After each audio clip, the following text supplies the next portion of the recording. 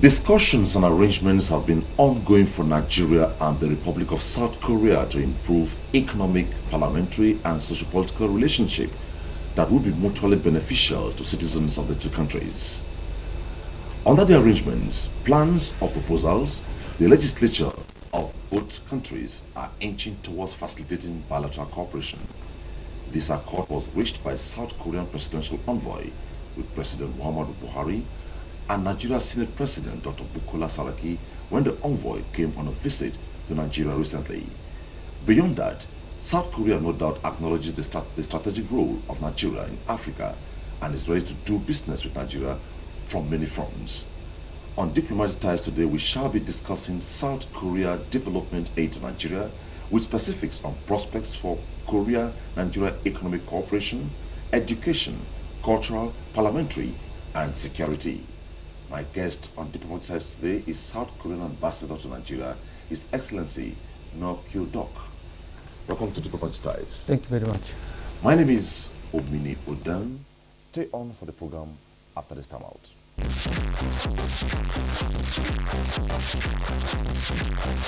South Korea-Nigeria relations basically we'll be looking at, but let me hit you from this angle. 1999 to date, Nigeria has been an unbroken democracy. What's your assessment so far? Actually, this is my second diplomatic assignment to Nigeria. I worked in Nigeria 20 years ago as first secretary of the embassy in Abuja. At the time, head of states of this country was General Abacha. There was no democracy at all at the time. But after 20 years, I came back as an ambassador, and I'm very much satisfied with the development of democracy in this country. Last year, we saw the change of the government, even between the different political parties. And then the new government is making a lot of effort to fight against terrorism, and a lot of economic activities are going on. So I think the democracy of Nigeria is full-fledged, almost complete. Okay. Thank you. So now, as a career diplomat for 1 year in Nigeria, you have talked about your assessment of democracy now. For 1 year, how's it been? Trying, wonderful? It was very exciting, every day there was full of news from the newspapers. And obviously, as an ambassador, I'm supposed to promote our bilateral relations. So I'm meeting with the high-ranking officials of the government. And they were very much kind, and I'm very much impressed by the very practical attitude of high-ranking officials of Buhari government. They were very strong in details, and they were very much, action-oriented. So I think I can make a lot of improvement and enhancement for the bilateral relationship between our two countries. Okay, what will you say about the anti-corruption onslaught by the present administration? Is it giving you guys more credence for Nigeria? When my president, Park Geun-hye, met with President Buhari last September in New York on the occasion of a General Assembly of the United Nations, they discussed this matter. So they make a promise that agreement to have cooperation in the field of fight against corruption. Let me tell you my country's story with regard to fight against corruption. In the 1990s, my government introduced 3 measures to fight corruption in my country. Number 1 was the registration of the asset of government officials. So if you reach the director level in Korean government, you are supposed to register your personal asset to the government annually, so that the government can track the increase of your asset. Number two was the in Korea, if you want to have a bank transaction, you have to use your own real name. You cannot borrow other people's name. If you do it, it's a crime. So real name usage in bank is another important measure. And third one was we established financial intelligence unit. If you deposit certain amount of cash to the bank, then bank immediately report this deposit of cash to this FIU, so that this FIU can follow all the cash flow in the society. So through the introduction of these three policy measures, we think that we make a successful fight against corruption in my society. So comparatively, do you think we'll head somewhere if we are consistent with what we're doing in Nigeria? So I think the registration of the government officials, as said, you are implementing it. And the other two, I do not know. If you can introduce those systems to this country, it will be very much helpful. Okay, thank you. Let's get into the nitty-gritty now. Okay. South Korea development aid to Nigeria. What's the portfolio all about? Since 1991, my government has provided official development assistance to this country to help Nigeria.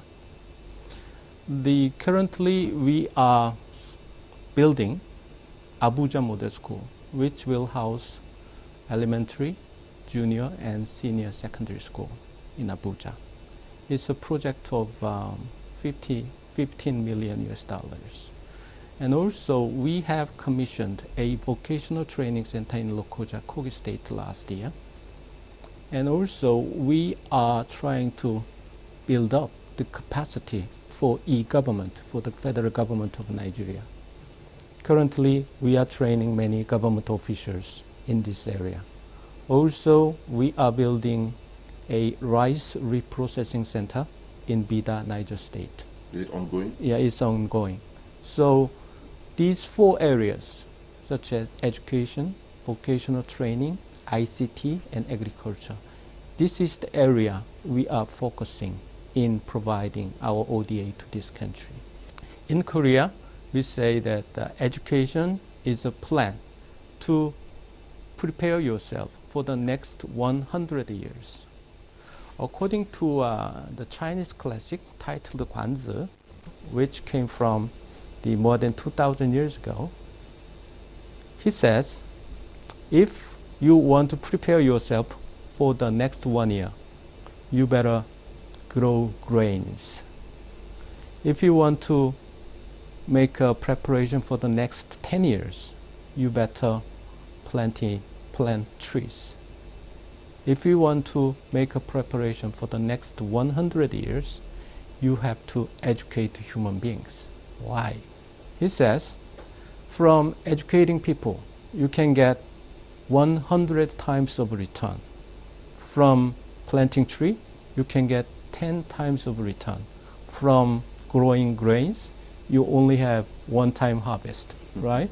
That's why we say that education is the plan to prepare ourselves for the next 100 years. Okay. But these days, the problem is that too many people are going to the university in Korea. More than 70% of high school graduate, they enter the universities. But we think that we don't need that much people to have the university educations. So through the reform of universities, we are trying to lessen the number of university, the graduates. To do so, my government is introducing apprenticeship for the students of high school. They learn their curriculum in the school, and certain amount of time will be given for the apprenticeship in the factories and companies, so that after the graduation from the high school, they can be employed by the companies. By doing so, they don't have to go to the university, right? Okay. So what curriculum do you intend to use in this school to transfer that into Nigeria? Or let me put it, are you working in collaboration with any agency in Nigeria? Or you are all alone on this? Actually, there is no such cooperation in this field. Okay. But the unemployment of young people is very much a serious issue in this country, right? Same to us. So, to resolve this issue of unemployment of young people, you have to find a job for them. To find a job, you should have, training. That's why we have built a vocational training center in Kogi State to help the Nigerian young people to find a job after the graduation. What kind of skills do you have there? They can learn the techniques related to the automobile, electricity, and the machine, and others. Okay. South Korea is rich in culture. Do you have any collaboration culturally with Nigeria? Very much. 5 years ago, we opened up the Korean Cultural Center in Abuja. And through that cultural center, we are holding many cultural events, almost monthly, twice a month, once a month. Through that, in that cultural event, a lot of Nigerian young people come and participate. Last year, when the cultural center held the K-pop dance competition, more than 40 teams from all over Nigeria participated. And then the winner or first prize went to Korea to compete with other contestants from other countries. You know what? They won the first prize. Nigeria? The Nigerian team, Pacific Stars. So I think that young Nigerian people are very much talented. If they are given any opportunity to compete with other young people from other countries, I think they can, win, this kind of competition. Back to the question I asked you before.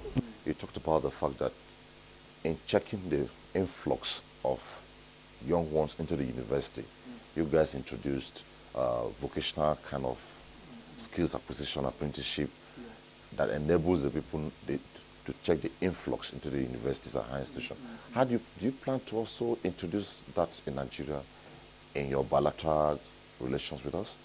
Actually, yeah, this kind of discussions can be made when I meet with the officials of the Ministry of Education.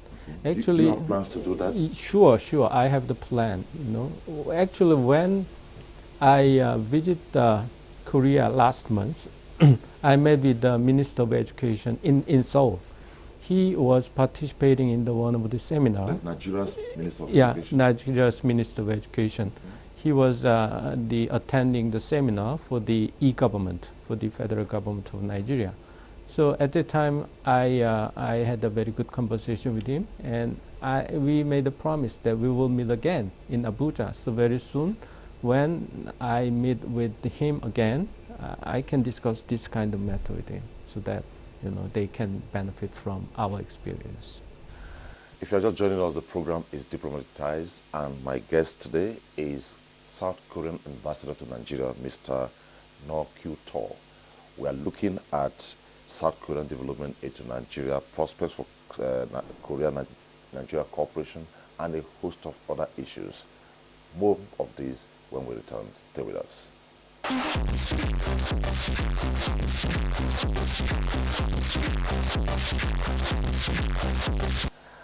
Over the years, Nigeria has concentrated on just oil, and neglected other sectors.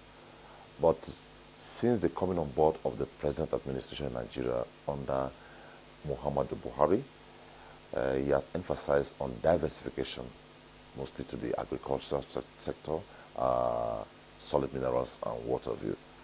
What's your assessment on this policy?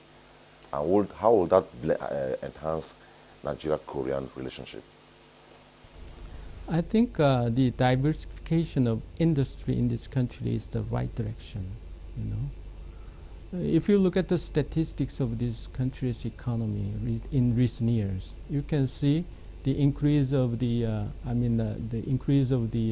how can I say, volume of trade also service industry and telecommunications. So these non-oil sectors are leading the economic growth of this country. We think that this is very significant indication that Nigeria can overcome the so-called oil curse. So if you want to overcome this oil curse, obviously you have to grow, you have to raise, you have to enhance your non-oil sector industries. For example, the power plant or solid mineral, the Korean business communities are looking for the opportunity to participate in this area of industries. So once they find that it is right time for them to participate, to come in, to make an investment in this area, they will do so.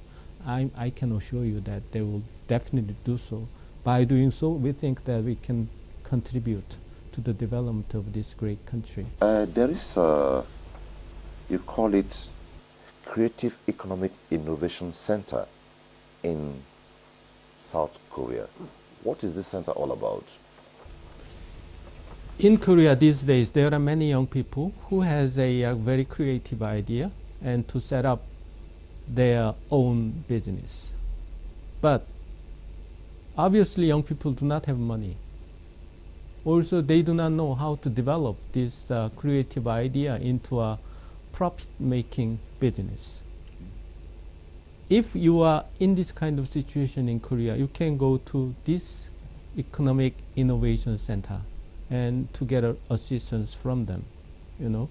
This center is supposed to incubate startups and small and medium-sized enterprises. And we have set up 17 Economic Innovation Center up to now, but it's very unique to Korea. This center was established in the collaboration between the government and private sectors. So each 17 Creative Economic Innovation Center are matched with one big conglomerate who is supposed to provide technical and financial support for the startups and small and medium-sized enterprises. So through this kind of the incubation institution, you can promote the businesses in Korea. You can make a job, you can create jobs, and many other good things. Do you give loans or give grants for startups? Yes, if you go there and when they evaluate the idea of yours, and if they think that it can make a profit when he or she sets up his own or her own business, then angel fund will follow. Yeah, so certain people will make an investment for your own ideas. That's how this center works. Do you want to only restrict it in South Korea, or you plan to replicate it in other countries like Nigeria? As I mentioned, this Creative Economic Innovation Center is very unique to Korea. Many delegations from other countries come and see. To Brazil and to Saudi Arabia and other countries, we already exported this system. So once, if Nigerian government finds this system is very much useful one, then I can be a counter bridge. I can play a role of bridging this to countries. From Nigeria go to learn what you're doing there and see how they also start up. Sure. Although you have said it's peculiar to South Korea, but I believe we can replicate it in Nigeria. Is it doable? It's if we want to introduce this system to this country, it can be done for free. So all the information can be provided to the Nigerian government. Okay. I'm happy you talked about having a vocational center in Kogi State, right? Yes. Okay. Is it Lokoja? Yes. You're barely a year old as South Korean ambassador in Nigeria. Do you make plans to put your presence in other parts of the country, other geopolitical zones in the country? Currently, many projects are going on. and we have a limited number of the staff in the office of KOICA. So as soon as this ongoing project is finished, we will find another project so that we can continue the development cooperation with this country. Okay. So by your own assessment, I'm a Nigerian, you're a Korean. Koreans are watching you, Nigerians are watching us. Yes. What's your assessment generally, South Korea-Nigeria relations? Is it win-win, mutual, win-lose? It's basically win-win situation. That's my assessment. Okay. Because our two countries' characteristic of economy is complementary. You have a lot of natural resources. We have technologies and products produced by the top-notch industries. So in the year 2014, our bilateral trade volume exceeded 4.4 billion US dollars. It's not a small amount, it's a big amount, And then Nigeria is the 52nd export market for Korea, and 52nd and 26th import market for Korea. So our trade relationship is developing, and also the Nigeria is a leader country of African continent. We know the importance of the Nigeria. That's why I came back as an ambassador for second time. So I think that there are a lot of there is our future for the bilateral relationship is very much bright, okay. And I will do my best. Beyond some of the initiatives you have on ground, the model school in Abuja, the vocational center in Lokoja, and a host of other ones. When are we going to see a South Korean industry planted in Nigeria here? You build here and you export from here, and not take our raw materials and go and produce and sell back to us. When are we going to see that? These days... and that's when I will agree with you. It will not be a win-win. Do you agree with that? Yeah. That Korean, you said you have technology, we have the raw materials, you bring your industry, you build in Nigeria where you have the raw materials, and you export from here, meaning you would have contributed to jacking up even the strength of the Naira. Yeah, that's so when are we going to see that soon? We have a big conglomerate in Korea for automobile, electronics, construction, shipbuilding, and others. They are making lots of investment to foreign countries in Asia, in Europe, and in other continents. And in the future, I believe they will come to Nigeria. How soon? How soon? That's the problem. But let me tell you this one. If we want to induce foreign investment to this country, to set up big factories, you have to have a very stable provision of electricity. Okay. Also, you should have an infrastructure so that those materials, products made in those factories can be transferred to port or airport or others, so that they can be exported to other countries. But frankly speaking, still Nigeria is lacking of this kind of infrastructure and stable provision of electricity. So if you really want to invite the foreign companies and big businesses to come and to open up the factories and business here, you have to think about these things first. Okay. How soon are we expecting a trade delegation to be in Nigeria from South Korea, and maybe from Nigeria to South Korea? Delegations of business? Yeah. Actually, almost once a year, we are sending a big delegation for to explore the possibility of investment, also to explore the possibility of exporting our product to this country. So this kind of exchange of delegations are very frequent one. Annually we are exchanging this kind of delegation. What's your plan? Where will you want the trade volume to be by the time you leave office? Let me tell you the one thing here as my kind of closing remarks.